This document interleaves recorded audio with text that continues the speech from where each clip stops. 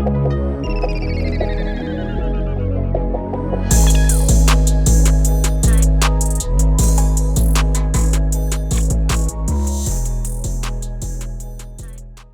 going on, world?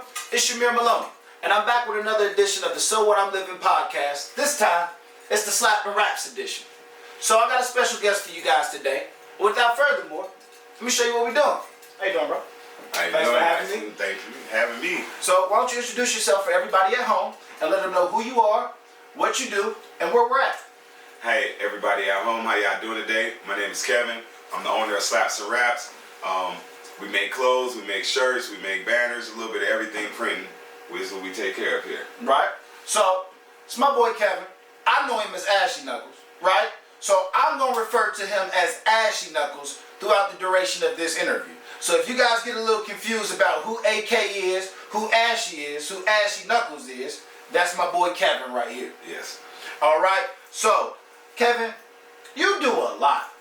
A lot, right? Because I think you was being modest by that intro and you just let them know what you do right here. Would you let everybody at home know about all these talents that you, because you're a multi-talented individual. Yeah. So I do a little bit of everything. Like they say, jack of all trades, master of not too many. But I do have a lot of crafts. So I have a passion, deep passion for building cars. As you know, cars is the #1 passion. Specifically classic cars, you know, Donks, Chevelles, that kind of thing. Then also we do a lot of other printing. I formerly just owned a dispensary. The list goes on. There's crazy stuff that we get into, but every day we're trying to advance the marketing and the print side of things right now, and so that's what we tackling head on. Okay, so you said that you are into classic cars. A lot of people don't know you got a lot of space right here in the backyard. So before we got to you doing the podcast, I took some time and shot some B-roll, cause like, man, you got about 8 or 9 classic cars back here right now. You know, I seen the Riviera that you got over there, the old Batmobile. Yeah. I seen that you got the Hearst Cutlass in the front. Yes. You got a what is that? A Skylark in the back, or is that 2 Skylarks you got back there? Is that Skylark? Two Skylarks. You got 2 Skylarks. You got a CT. I mean, you got a bunch of. You got an Impala on the car. Yeah, Chevelle in the garage. You know. All right. So it's crazy, right? So with doing the cars, with. Man, it's just, I don't even know where to go because there's so much to just ask you, right? Because like in your backyard, bro, right. Nobody would not even know about looking at all the things that you got back here. But in classic cars in the backyard, honestly, how much you think you got sitting back there just in classic cars? Oh, man. Probably 6 figures now, you know, between accumulating and what they, you know what I mean, what I can get for them right now if I was to sell them all. Right, yeah, right. 6 figures. Yeah, right. And then see, I also seen car parts back there. Can you elaborate like on the car parts and what you're doing with those? So, a guy called Impala Bob's. Right. This guy's the #1 dealer of classic car parts in America. COVID happened. I'm not sure what the semantics was or what really happened in his business, but all I know is I got a heads up that I used to be into the auction deals really big. I'm still in the auctions a little bit, but nonetheless, I got a heads up that this guy was going to sell all of his fleet. Now every donk I've built, the white one with the heavy hitters, all those cars, I bought all my parts through this guy. So when I heard he was selling all of his inventory, I had to get part of it. So I ended up buying around maybe a quarter of his inventory. Really? And did you get it at a good price? Yeah. I got it at a smoking deal because it was going out of business and they auctioned it all off. Not too many people knew about it, so I want to say it was probably only 50 bidders in the whole auction for about $4 million of merchandise. And I got a good amount of it at the time. I sold a lot. Now I still have a good amount. So pretty much what I did was I bought everything I would need to build my future cars. You know, so that way when it came time to build the cars, I wouldn't be sourcing parts. I wouldn't have to pay the extra money. I'd already have them here. Not to mention I could sell some of these parts in the meantime and make more money. So that's what I've been doing. So maybe keep the money circulating. Yeah, keep it circulating. Plus, you know, every partner I got has at least 1 classic car. So it's like sometimes people call me like, hey, let me get this, or you got that. I'm like, yeah, happy to share, you know. So that's half the business in car building is sourcing the parts. So with me having the parts here, now I'm not afraid to go buy a car that is destroyed because I have the parts to rebuild it. And that all just came from you seeing an opportunity with one of your suppliers that just said, you know what, I ain't gonna have this no more. And in your mind, what made you say, I gotta have that? Like, I'm gonna go ahead and bid on that. Well, here's the thing. It's the Costco effect. Excuse me. Costco effect. So people go to Costco and they're like, I really don't need 96 rolls of toilet paper. But at 16 bucks. That's good weed. That's good weed. Yeah. So look, at $16 though, I can't pass up 99 rolls of toilet paper. If I gotta go to Fry's or Walmart and go buy a 4-pack roll, it's $4 or $5. Math is telling me to get these 99 rolls right now for $16 because in the future I will need it and this is one less expensive I have to buy. So I was looking at it with that same mindset, is that instead of me having to go buy these parts later on, if I could buy them all right now, granted, anybody else, you would have probably needed 2 storage units at least. It would have been a bigger deal. For me, I got this big old yard. I had a storage room already ready. It was easy, to do. But nonetheless, it was just that future mindset of I have to buy these parts. I have, like you say, almost 8 cars sitting right here. I have to buy these parts for these cars. I'm rebuilding them all. 2 of them are for my kids. Some of them are mine. You know what I mean? And so it's just like we're having to buy it. If I can get it all right now at a good price, even including the ones I don't need, I'll just buy it all right now for a good price. You know what I mean? It made mathematical sense. Plus, I profit off of it as well. And you made another point there too, is that by you having another, like being prepared in another way, having the space, it was also another brainer because you didn't have to have the extra overhead of the storage line. Right, because that would have changed my whole mindset. Like if I had put it in storage, it would have been a total different ballgame. You know what I mean? I wouldn't have probably bought so much. But with being knowing that I got somewhere to store it, man, that knocks off 60% of your worries right there. It's secured. I got surveillance. We got, the whole nine. So it's like, now I don't have to worry about my parts. I'm not worried about someone going in my locker, stealing my stuff. And I'm not paying that $100 or $200 or $300 a month in overhead every month to store these parts, because some of these cars, and realistically, I won't build for another 2 years. Maybe 3 years. You know what I mean? So now, that brings me into the hustler state of mind, right? Because one, we talked about the Costco effect, which is like you gotta buy this because you can't make money. I mean, you can't lose money, because if we go back to the toilet paper reference, just by selling like 4 of those 4-packs, you done already paid for the rest of the rolls, and now you just need the space to have it. So now you just need the space to have it. Exactly. Because you're a homeowner, correct? Yes, sir. Now, we're at your home right now. When you bought your home, was the space a factor? Did you knew this, like, hey man, I need a bunch of space in order for like something like this, or was it kind of like? So for me, that was the #1 deciding factor. So it wasn't I just want to go buy a nice house and I just need something in suburbia. No, we had, to be honest, we had about 8 opportunities to buy better homes. Like to this day, my wife hates me, and to hear this out loud, she's gonna be even laughing about it. But she hates me for buying this house. But that was the executive decision I had to make. So at the time when I bought this house, I had 2 shops. I had the print shop over in Phoenix at the time on Broadway, and then I had the car shop over on Arizona Avenue in Ray with all the cars in it, and then I just opened up the smoke shop. So you know what I'm saying? So like the 2 other shops were just taking up space. So I closed the print shop, condensed that to the car shop. Boom, so now I'm printing and selling cars out of this when I had the classic car shop. I'm doing both out the same shop. Then I had to figure it out. I'm like, man, I'm paying $3,500 a month for a classic car shop. If I could buy a property in the non-HOA neighborhood and be able to store the cars at my own home, that saves me $3,500 a month. How much can my mortgage possibly be? Yeah. So it was always the game plan. So it was the game plan. I was just trying to find somewhere that I could hold 10 cars. If I could put 10 cars at this house and put 2 RV gates, I'm sold. Man. So that was my biggest plan. Now, further than that. So now you're making money anyway because you already had to pay that. So the deciding factor with you was like, hey man, I need a house with space that's in a nice neighborhood and a good school district. Good school district. We got cul-de-sac house. Everything's secure. All my neighbors nice in here all the time. They retired. Everybody nice and friendly. It worked out perfectly. Now, when I say we could have got a nicer house, I mean we could have got a newer house. There were bigger homes. There were homes that came with more amenities already, the swimming pool, all those things. But I didn't get a half acre in the city. I have a half acre, I'm in the city. For me, I couldn't lose. I know how much real estate goes for and how much property and space goes for alone to store things. So for me, that was the no-brainer. We have a garden here that I made. You know what I mean? We have chickens here. We have all that. A print shop here. A we print even shop got here. to the print shop. You see what I'm saying? Like, we have other things here that help me also contribute to helping the family. We get free eggs now. We get free vegetables. You know, we do certain things here that offset the cost, all because we're able to have this property. Now, if I had bought a different house, a different neighborhood, different every situation, it could have went a whole different way. You know what I mean? Because there's rules that come with the HOA. There's rules. There's rules that come with the HOA. They can tell you what you can and can't do on your property. Yes, so you wouldn't have been able to do a lot of these things because of the restrictions. Because a lot of people think chickens. when you buy a house that you just own the house and you can do whatever. No, but that's not the case. It's not the case. It's not the case so at all. when you buy a house. So when I had my first house, that's what made me sell my first house. I was living in Gilbert. I had an HOA neighborhood. I remember it was a nice house. It was a new house. It was a new build. I had a swimming pool. Man, I had brought one of the Impalas home.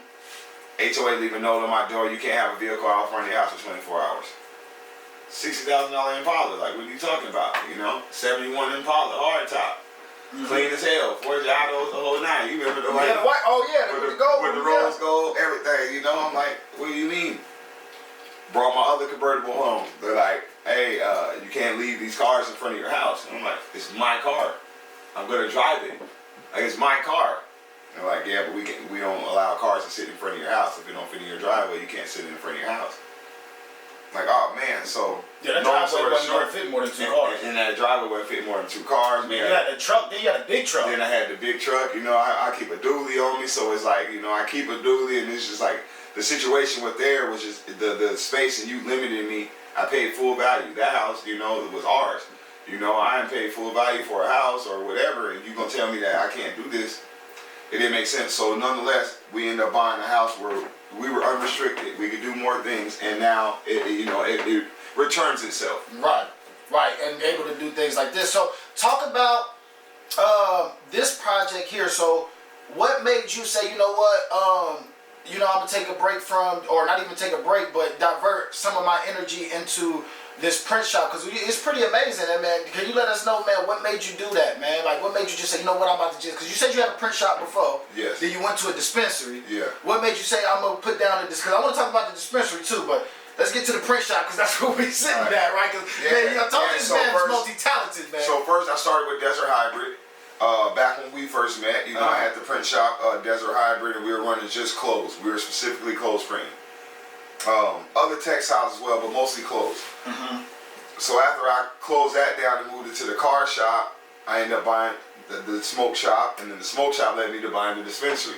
So I get the dispensary, I moved the clothes printing to the dispensary. Figured if I could print for my own clothing dispensary, that all the stuff we sell, all of our employee clothing, everything would be at cost, face value for me. I'm not paying, you know, another person to outsource it. So I did that.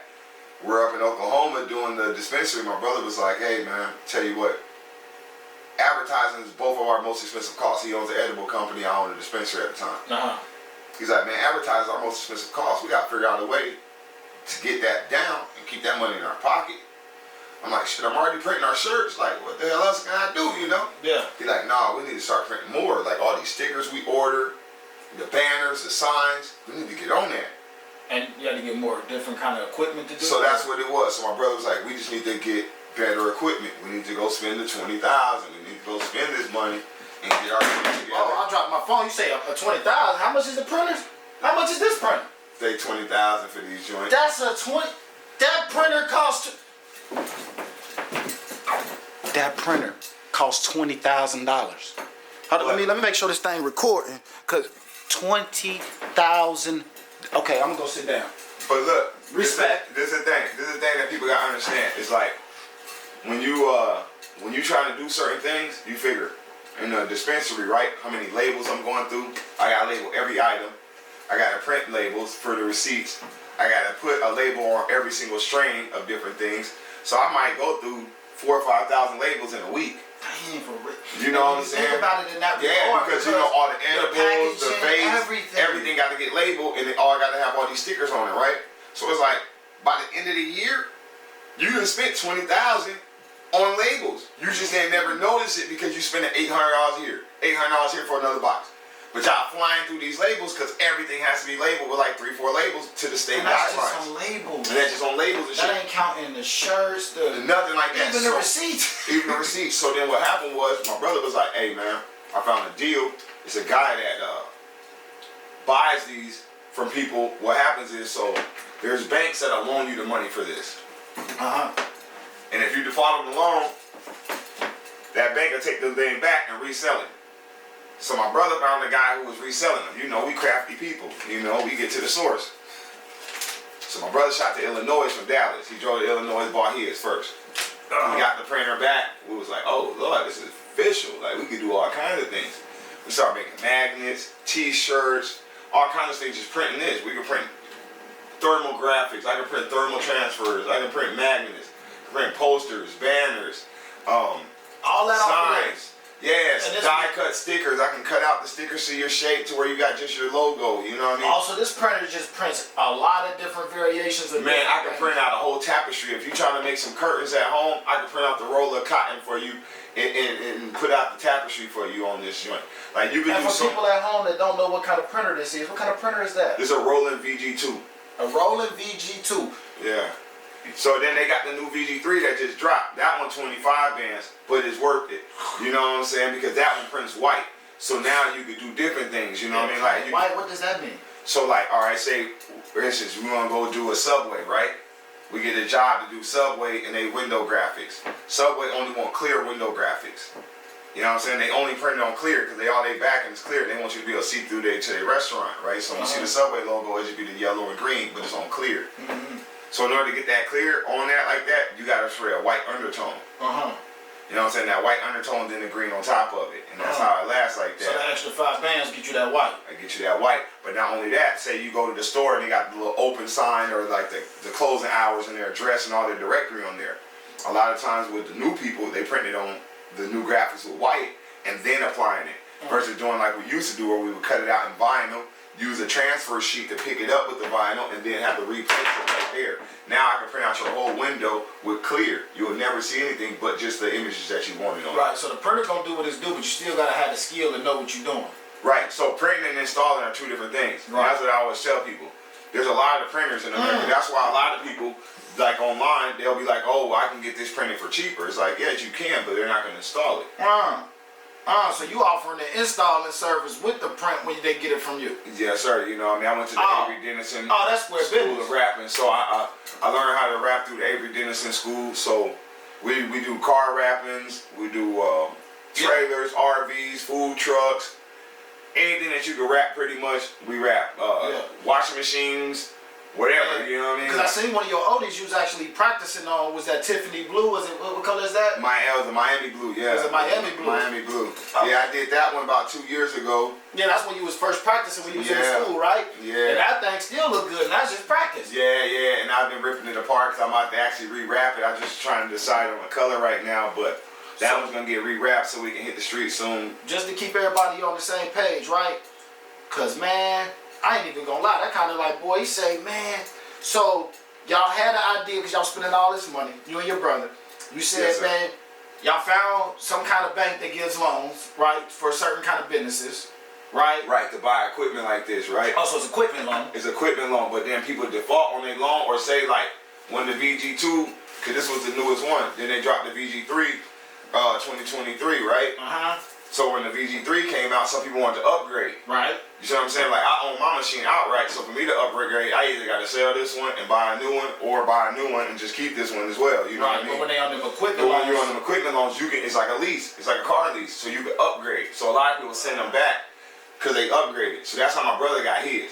Right. But once my brother plugged his, he got his on a discount. So, but he had to go. He had to drive all the way to Illinois, go get it. He had to put that work in. He had to put that work in. It's like you doing something in the streets, anything else, you gotta go get that back. You gotta go, man, you gotta put that work in. Everybody wanna know about the reward. It's the hard work that got there for Put your head down and keep shoveling. Right, so long story short, he get his equipment, boom. We see that this shit moving, it's working. He printing my stickers now, he printing his stickers now, he printing labels.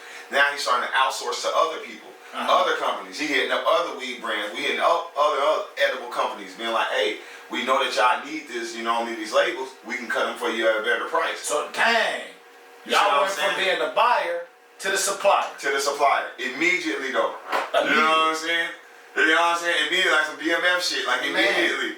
It's like overnight. Yeah, like little niggas say they're two brothers, so they like. Because I remember you even putting this up. Because let's talk about this. Wasn't always here. This shed wasn't even right here. Nah. So fast forward to this. So now I'm working with my brother out there. I got my dispensary still. He's doing all this shit for me. I decided that, you know, I need to come back to Arizona. Family reason, whole other nine, you know what I'm saying? I come back here, get back, and I'm like, damn, you know, I sold my smoke shop. You know, I ain't got my dispensary. I gotta make this money. Like, I gotta get back on it, you know? But I have now this urge to print, you know, again. You know what I'm saying? You know, I've always printed clothes, but now I want to print, like, stuff. I want to print stickers. I want to wrap cars. At the time, I was going to do car wrapping classes, so you know, I was just learning about car wraps. So now I want to print custom car wraps. This thing can print custom car wraps. You know, I can put all your graphics. You know, if you got a company, I'll put your whole graphics on the vehicle for you, print it and install it. So now I start separating myself. Like, how can I get one of those printers my brother got? Right. You know what I'm saying? Found a printer, went to St. Louis, bought it. Oh no, we went to Kansas. We had to go to Kansas. Kansas City, Kansas, we went to and bought that joint and brought it back, and you know what I'm saying, now we up and running. But since then, with having this, it opened my eyes up to like 20 other things. So then it was like I had to go get a new heat press. The cheaper brand one I had wasn't cutting it. You know, the industry standards to have the Stahls product. So I had to go buy the new Stahls hat press. I had to get the Stahls heat press. I didn't have to, but the level of quality is like, you need it if you're taking your business seriously. Right. You know what I mean? Like, you kind of need it. So you can do basically everything style of printing.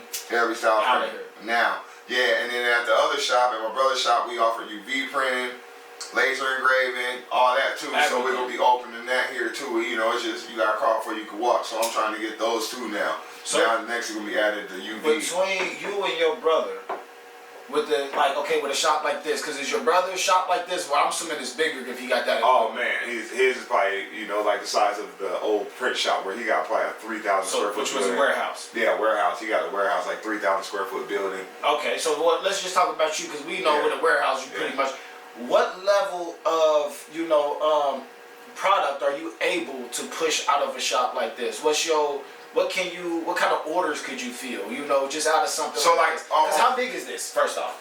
So what I did was, so first I tell you the story about this shop, how it got here, and then we'll talk about the size because they kind of coincide. Okay. So at first, when I first got back, I was about to lease another building.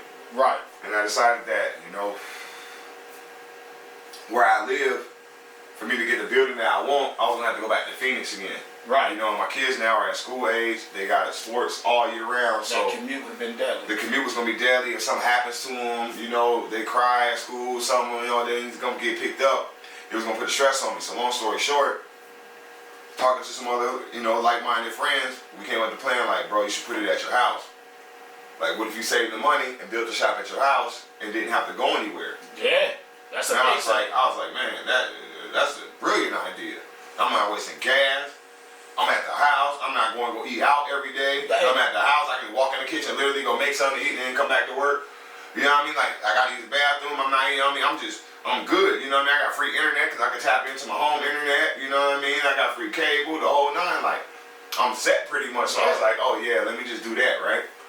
His backyard that big, y'all. Yeah. And so, long story short, so then I started looking for a building. I was like, man, what can I get that would be the size enough to fit this printer? I need some extra room because I got this other stuff coming. You know, so I bought a 12 by 16 building. So 12 by 20 or 12 by 20. Sorry, this is 12 by 20? 12 by 20. So this right here, this space we in is 12 by 20. 12 by 20 building. And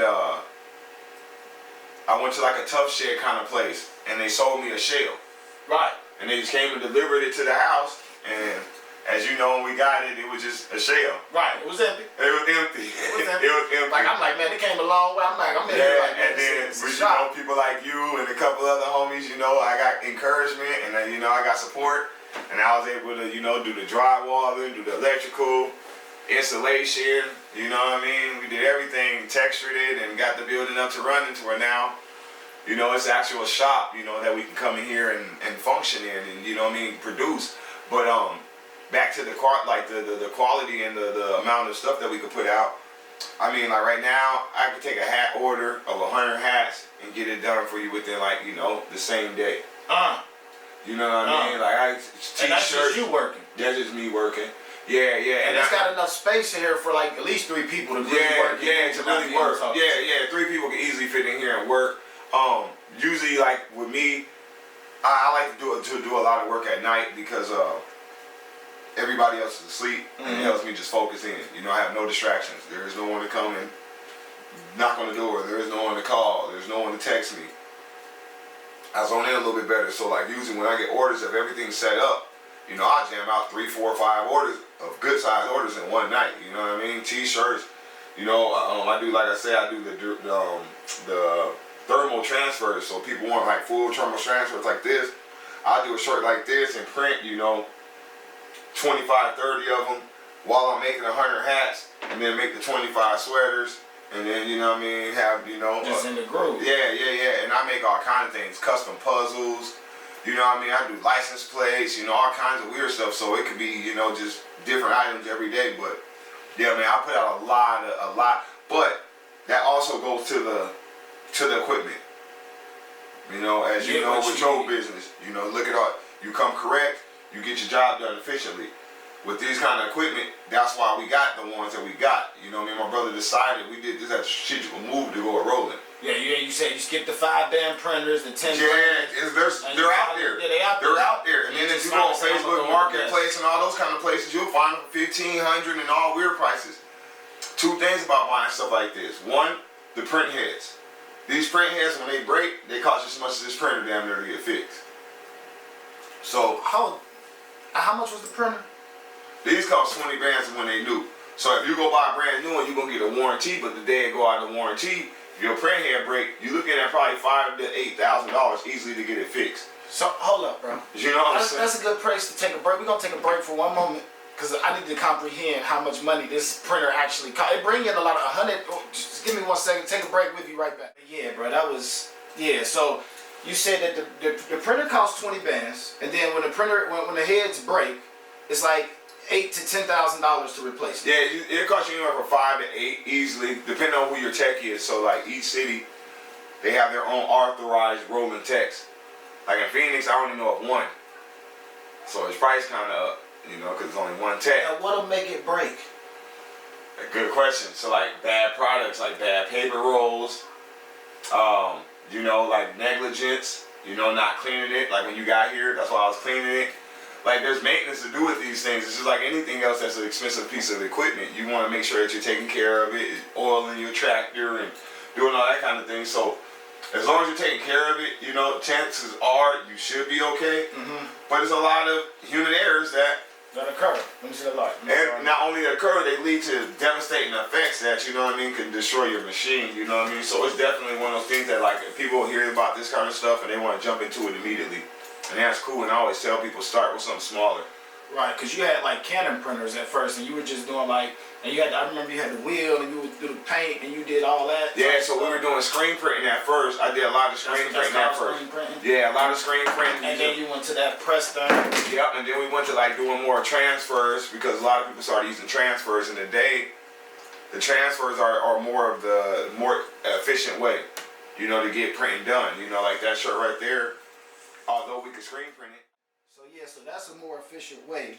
To do like that same design. I could do it, either print it out through this, I can get a plastisol transfer made, which is that same ink that we use in screen printing. They can make transfers like that now to where I can just heat press it on. And now I have that same quality of a screen printed shirt, but within 30 seconds. You know, so it's the time, everything else that it's the time, and that's how I can get orders done so fast now. Is because, you know, now we're not using the same methods. You know, everything's changed. It's 2024, so, you know, it's a lot of sublimation. So, I don't mean to cut you off. Yeah. What is sublimation?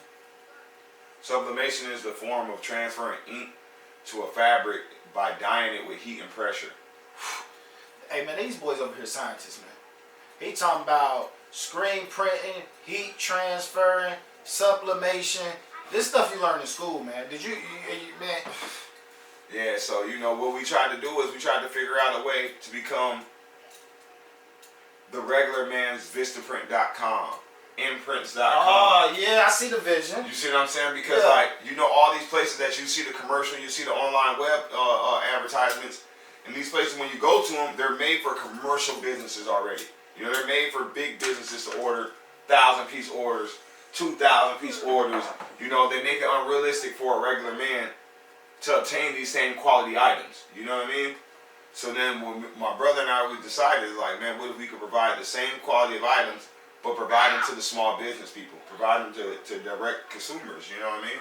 People can call us and get one shirt made. Your brother just died today. You can call me. I'll make a memorial shirt for him. You can go pick it up tomorrow or the next day. So it's for the everyday man or the big business. Or the big business, yeah. And that's the thing. Like, we don't have minimum order quantities. Right. You know, which is a big deal in printing. Most companies have minimum order quantities, which means that you cannot, you can't order from us unless you're reaching a certain threshold. Mm-hmm.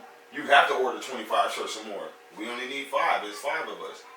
This is a one-time event we're going to. We just need 5 shirts. You know, and so for us, it's like, no, come to us. You need 5 shirts? I got you. And not only that, I'm going to show you the 3 different ways I can do it for you, and I'm going to show you the most cost-effective ways. So that way we can get it done the best way for you, and now retain the business. For sure. Not everyone's looking for a permanent fix, you know? For sure.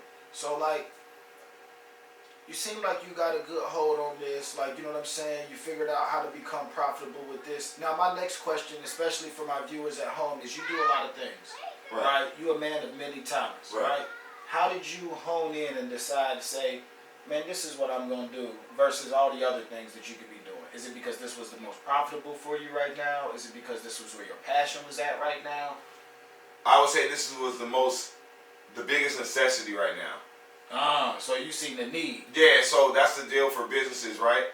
They say all great businesses, if you want to form a great business or make a great invention, you find somewhere, you find a need and you feel it. Right. You see what I'm saying? You find that void and you feel that need. You know what I mean? So with me, the need was I have tons of small business owners around me. Tons of people who want to become entrepreneurs around me, and they don't have the guidance to want to do it or the funds to really obtain the level of quality and the success that they want. So we help them. Right. You know what I mean? Now I got a chance to help everyone that I know personally, plus I can also gain financial reward for myself. So win-win, you know what I mean? Which that was the biggest need. Person. Yeah, it helps 2 people at once. Like, you know, me building cars is cool, but when I'm selling a $60,000 car, I'm limiting my crowd. And you probably don't get that same feeling that you do when you actually get to fill an order for me when you make these banners. And I be like, my boy making my backdrop for the podcast. You know, like, you know, the tattoo homies and, you know, all these people who have these services that they offer people. And I'm like, hey, man, you know, we can show your customers a different kind of love. You know, we can give them stuff. Like, we can make it so cheap that you can afford to give them cool things. You know what I mean? Everybody like to get cool stickers, custom air fresheners. You know what I mean? A custom puzzle. You know what I mean? License plates with your brand on it because they a loyal customer. Hey, bro, put this on your car. Put this on your little golf cart or something when you're riding around. You know, we mess with you. Right. People love that kind of things. You know, like, you know, I remember back in my day, the Joe Camel was the biggest thing back in the early 90s. And it's because after people smoked the cigarettes, you could send it in and they would give you stuff. Right. You got that. You got the customer appreciation. You get the customer appreciation. And so with me, it's like, how can we give this for the normal man to be able to compete with the Papa John's and they customer appreciations? Right. And the Domino's give you the free pizza. Well, we ain't got a free pizza to give you, but check this out. Every time I come detail your car, I left you a custom air freshener in there. Left you a couple stickers you can give your kids. You know what I'm saying? A free bottle of air freshener in there. Whole 9, and we did it all custom with your brand on it. So now, not only did the kids have the stickers, they got your brand on it. And they gave the small business a fighting chance. They gave the small business that, because these kids about to put these stickers, Lord knows where. You know? So now people gonna see the stickers, people jump in your car, and you got the air freshener with your brand on it. So you say you get the most fulfillment out of this? Yeah, and it was the biggest need. Like, people need it. You know, my brother said that when we first figured this. He said, look, man, this is the business that people need. Everyone needs advertisement. There's not a company in America that doesn't have to advertise. Coca-Cola, one of the most known brands in the world, they still run commercials. Super Bowl, they about to spend buku bucks for a commercial. Yeah. They have to. Everyone has to advertise. Now, how can I help the small man advertise? Yeah. You know, and that's where we shot. So it was like, this was the most biggest need for me. It wasn't what I wanted to do the most. It was just the biggest need. And I was just like, man, let's help. Like, man, it's fun. Let's creative. I love art. I love to create things. Let's do it. It made sense, you know, all the way around. And I can just tell, like, man, and I can get the energy. But see, a lot of people at home, what hurdles and obstacles did you have to overcome to get here? Because a lot of people at home, but the way you talk about it, the way you think, people might not understand that it was a lot of tribulation, even like doing the smallest things. Yeah. Man, look, this journey right here alone, just this adventure, started off with the rockiest start. I buy the printer. Go pick it up. I'm driving home with it in the trailer. Come through New Mexico. They got some roads getting resurfaced. The roads are so bad they shook the trailer to where the anchors in the trailer broke. The printer fell, broke in half. Nah, you just spent $20,000 and the printer fell and broke? Hey, I'm telling you, look, I get it a few bands cheaper because I, you know what I'm saying, I done made a nice little plate, but I spent a big bag for it, right? Oh. The damn printer break. So I'm like, oh no. Oh. So I call my brother, I'm like, hey bro, like I struck out, like it's over for the kid, like I'm out, you know, the kid out the game, you know, like we messed up the whole church's money. Cause after like the bumpiness, I pulled over, opened up the back. I was just like, oh, it's laying on the side. So I'm in New Mexico still. I try to pick it up. This thing weighed 420 pounds. I remember, I had you move it in here. That thing, boy, this thing is just a giant. It's a giant. I thought I was going to just be able to lift it. Like, well, yo, come on, we don't need nobody else. We got to call 4 people to move I this. told you, bro. I told you it wasn't no games. But nonetheless, I try to pick it up by myself. And I'm just like, oh, no, this ain't going to happen. Like, you know, the instant mindset of defeat. Like, I can't do this.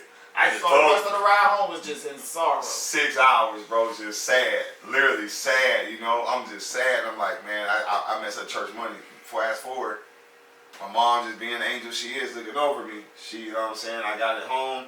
The homie came help me. We put it back on the stand. I plugged it up and the damn thing worked. And I was like, oh, wow. You know, I had to do some work to it. I had to fix it, do some adjustments to it. But it worked still. And now it's back up to 100%. And it was just a fortunate situation. But that's how it started, you know. And it's just things like that where that'll make the average person quit alone.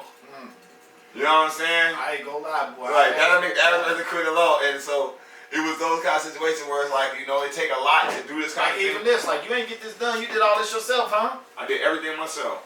And this was all the first time for me doing any of this. So you had to learn how to do all of this. You did it all yourself. Ran every electrical outlet.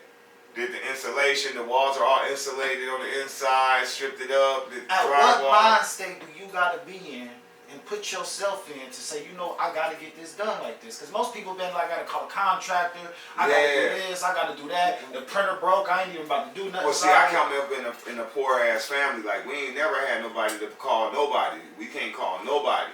Something break, you gotta fix it, or it's gonna stay broke type stuff. So for me, I'm always looking at it like that. You know, my sister always laugh and say, you could be rich and everybody gonna still think you poor because you don't ever, you know what I'm saying, you don't ever like show that money, like you won't ever spend money unnecessarily. And I'm like, even if I had the money, I would have did this myself. I didn't have the money when I did it, so I had to do it myself. But even if I had the money, I would have did it myself because I like to tackle hurdles. You know, I think that everybody should teach themselves at least one trade a year.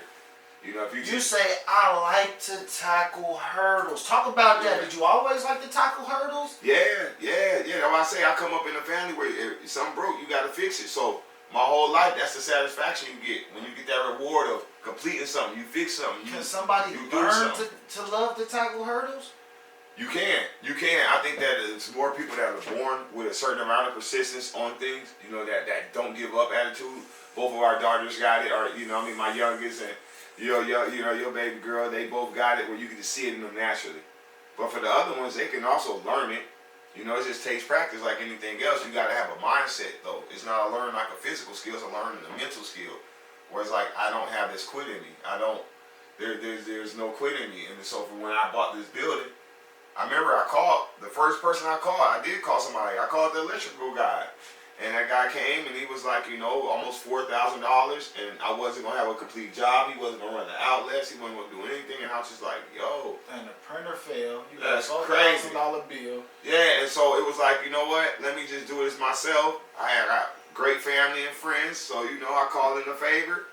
Wham, bam, bam. We put in electrical outlets. And next thing you know, I'm running this whole room like it ain't nothing. Like I've been doing this for years. Man. And you know what I mean? But that's also a testament of, I tell people all the time, man, you can say that, you know, you're a hard worker, and you can say that but we all need help. You know what I mean? And so as hard as I work, I got so many people around me that just, hey man, go this way. Hey man, nudge me over here. Hey man, you just do that right there. Hey, don't do that right there. And so it's also that fine tuning of me not having a lot of quit in me, but also having a great surrounding, supporting cast as far as friends and family that just keep me motivated to go and do certain things. I got people that cheer me on and be like, hey, I know you about to knock that out. I ain't never did no job all my life. I got homeboys boosting me up and shit. You know what I mean? Is that always what you had, or did you have to gravitate toward people like that? Like, you know what I'm saying? No, I always, you know what, it's weird. My grandparents raised us, so they always kind of raised us in the old school way. I didn't get like a new school upbringing because I wasn't raised by my parents, you know, I was raised by my grandparents, so they kind of raised us in the old school way, you know, to value good friendships, to value people that was willing to do the same things that you was willing to do, you know what I mean? And so, like, I grew up already selecting the people I was always going to be around. So you gotta, that's a big thing right there. You see what I'm saying? Like, I don't, you know, I mean, you've been around me for a long time, these people don't know, but like, I never was a person to just, I'm kicking it with everybody. I'm gonna be selective. Like I'm even grateful for this interview because like man, a lot of people can't even get this. We can kick it. You know what I'm saying? But like everybody else, I can't kick it with. You know what I'm saying? And it wasn't to be funny with nobody. It's just to be that I see what you got in you. That's the same thing I see in me. Just how we see it in our kids when we like, ooh, these ones. You know what I'm saying? It's like you see it in certain people. You know what I mean? And it's like then that makes you want to open up to them. That makes you want to build with them. It makes you want to get a relationship with them going on any kind of level. Like, man, this is my business partner right here. Oh man, this is my smoking partner right here. This is my car show partner right here. You know, I got partners for everything. You know what I mean? And so it's just you find these certain people where they got this certain passion or this certain like in them where it's like, oh, you got this energy, you got this drive too. Cool. Because some people are just a downer to be around, and at that case, it drains your energy, it drains your creativity, it drains your focus, and it's hard to build around shit like that. Right. I'm only able to build shit like this all the time because I had a homie say that the other day. He said, man, you the only person I know that had 25 businesses. I started laughing. I'm like, bruh. He like, for real, man. He like, you just... And all of them be, well, most of them be successful. You had a couple L's in there. We all take some L, boy. You know how that go. But it's one of the things that I do pride myself on is like, I look at shit from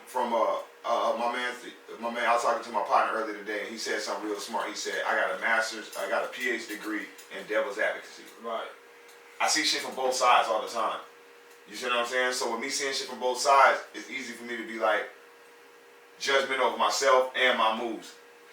You know what I mean? Because I'm not just looking at it like, oh, this is going to be what I need to do. I'm looking at it like, how are other people going to accept this? How, if I wasn't mine, how would I come here and be like, oh, you know what I mean? So when I do things and create businesses or create ideas, I'm looking at it from both eyes, from the consumer and the seller. I'm looking at it from the, you know what I'm saying, from both sides, you know? Yeah, which is a great piece of advice. Yeah. And I hate to do it because we're having a good interview, but we got to wrap this off because of time restraints.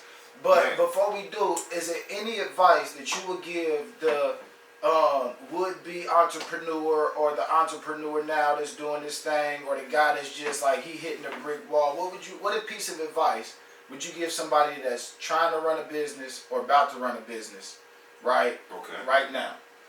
First, the biggest thing I would say is do something that you have somewhat of a passion for. You know, like I said, this isn't my biggest passion, but I'm passionate for it because I have that attachment to the people.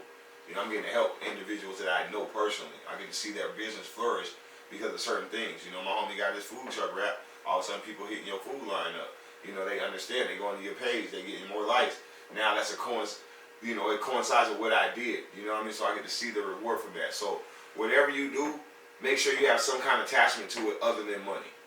You know what I'm saying? Because if money's your only goal with starting a business or chasing something, oh, I'm going to sell the weaves right now because selling weave is the new thing. They buying $200 ponytails and da-da-da-da. But you have no attachment to weave, you're not going to be a good salesman at it. You're not going to run this business as it was a real business. You're going to treat it as it was just a hustle, never a business. And I tell people all the time, even when I hustle, I treat it like a business. You know what I mean? And that's the biggest thing. You know what I mean? Like if you got a passion for it, you always gonna want to see the best for it. You're gonna want to see the best, you know, you're gonna want it to grow. It's like watching a kid or a flower grow. You're gonna want it to flourish to its, you know, its maximum potential.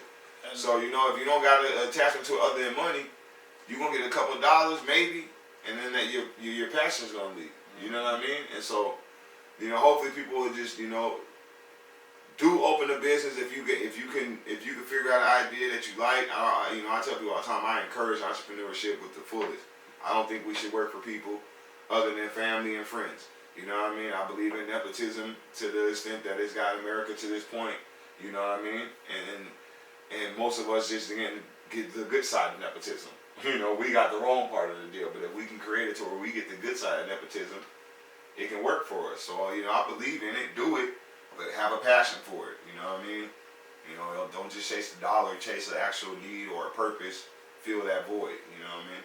And let him be a prime example. Sometimes it takes 25 businesses to find your passion. That's for real. Never give up. Never stop grinding, man. That's what we do. Man, so I appreciate you for having me. Bro, I appreciate you for coming through, shining a light on the company, shining a light on what we do.